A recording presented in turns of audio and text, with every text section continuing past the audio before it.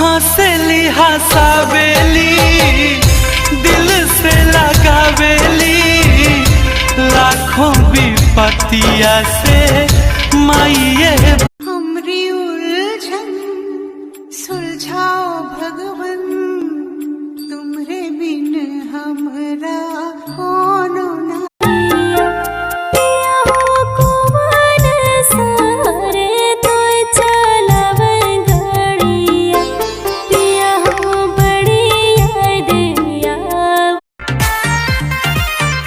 आंखों ही आंखों में आंखें चार होता है, दे दे दिल जो वही दिलदार होता है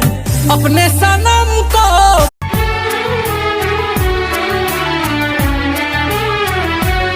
चांद की चांदनी